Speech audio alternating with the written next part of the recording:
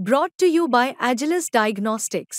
Health test की बात आती है तो मैं भरोसा करता हूँ India largest diagnostics company Agilus diagnostics. खुद को टेस्ट करते रहो। आम्ही सध्या मुंब्रा बायपास या ठिकाणी आहोत, ज्या ठिकाणी SIT ची टीम या ठिकाणी पोहोचली आहे। हेच ते ठिकाण आहे ज्या ठिकाणी दोन अल्पवयीन मुलीवर लैंगिक अत्याचार करणाऱ्या आरोपी जो होता अक्षय शिंदे, ज्याचा काल एन्काउंटर झाला होता आणि त्या एन्काउंटरमध्ये अक्षय शिंदेचा मृत्यू झाला होता।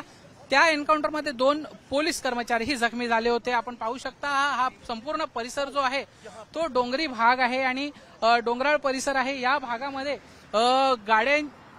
गाड्या ज्या आहेत त्या जलद गतीने जात असतात, कुठच्याही गाड्या थांबत नाही आणि सगळ्यात महत्त्वाचं म्हणजे कुठेही आपल्याला दूर सीसीटीव्ही दिसणार नाही।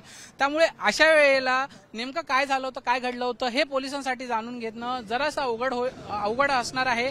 तसंच पोलीस या काल ज्या वेळेला ही घटना घडली, ज्या वेळेला एन्काउंटर झालं त्यावेळेला कोणी होतं का याचाही शोध घेत आहेत।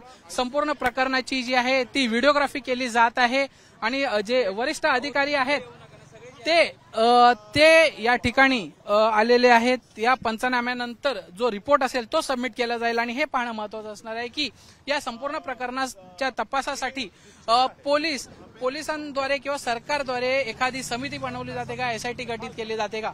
कॅमेरा पर्सन नितीन वर्णेसह दीपेश त्रिपाठी, मुंबई तकसाठी मुंब्रा।